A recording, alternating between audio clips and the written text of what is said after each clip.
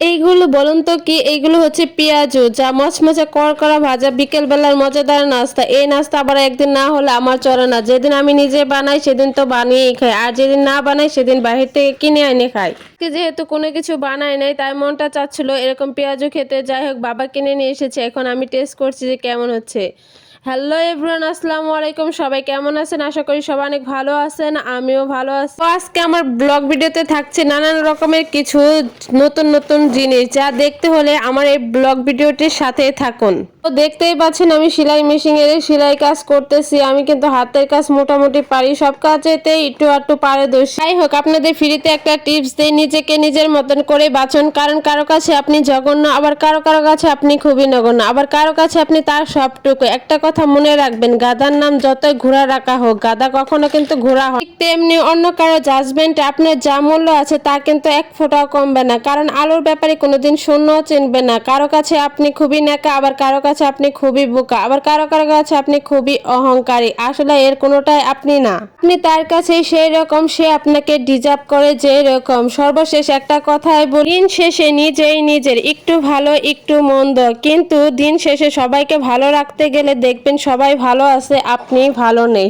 এই সমাজে আপনি যতই ভালো থাকার চেষ্টা করেন না কেন, আপনি কখনোই ভালো থাকতে পারবেন না। কারণ এই সমাজে সবার কথা চিন্তা করলে আপনি দিন শেষে দেখবেন এর জন্য আপনি এত পরিশ্রম, এত খাটাখাটি করতেছেন, এত স্যাক্রিফাইস করতেছেন, দিন শেষে তারা আবার আপনার দিকে অভিযোগের আঙ্গুল তুলবে যে আপনি তাদের জন্য এক ফোঁটাও করেননি, আপনি সবার দোষের ভাগীদার।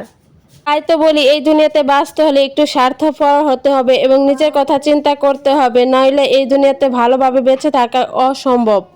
কারণ এই দুনিয়াতে ভালো মানুষের থেকে খারাপ মানুষের সংখ্যা বেশি। আবার দেখতে পারবেন কেউ আঘাত করলে বা যাকে আঘাত করে সে কিন্তু আঘাতের কষ্টটা নিয়ে থাকে, আর যে আঘাত করছে সে কিন্তু ওই আঘাতের কষ্টটা পায় না, কিন্তু দিব্যি ভালো থাকে। আবার দেখবেন অনেকে অনেককে ছেড়ে যায়, বা যে ছেড়ে যায় তার কিন্তু কিছুই আসে যায় না, আর যাকে ছেড়ে দেয় সে কিন্তু ওই ছেড়ে যাওয়ার কষ্টটা নিয়ে সারা জীবন থাকতে হয়। আবারও দেখতে পারবেন অনেকে অনেকের উপর অন্যায় অত্যাচার নিপীড়ন করে, যাকে অন্যায় অত্যাচার নিপীড়ন করছে সে কিন্তু সমাজের মানুষের কাছে কথা বলতে পারে না, তার কথা কেউ নেয় না। আর যে অন্যায় করছে, অত্যাচার করছে, যে অন্যায়কারী, তার কথাই দেখবেন সমাজের মানুষ সবাই শুনবে, তাকেই মানুষ বাহাবা দিবে। তো বলি, এই সমাজের মানুষের জন্য আপনি কোনো স্যাক্রিফাইস করবেন না। আপনি যদি একবার স্যাক্রিফাইস করে বসেন, আপনাকে সারা জীবন ওই স্যাক্রিফাইস করতে হবে।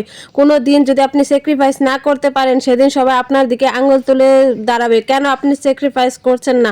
আপনার জন্ম হয়েছে স্যাক্রিফাইস করার জন্য, আপনি মরার পরও স্যাক্রিফাইস করতেই হবে।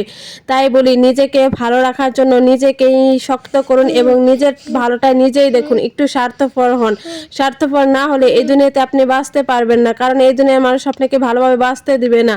আপনি যেদিন স্বার্থপর হবেন, নিজেকে নিজের মতন ভালো রাখতে শিখতে পারবেন, একা থাকা শিখে যাবেন, সেদিন আর আপনার কোনো কষ্ট হবে না, আপনি সুন্দরভাবে এই সমাজে বেঁচে থাকতে পারবেন।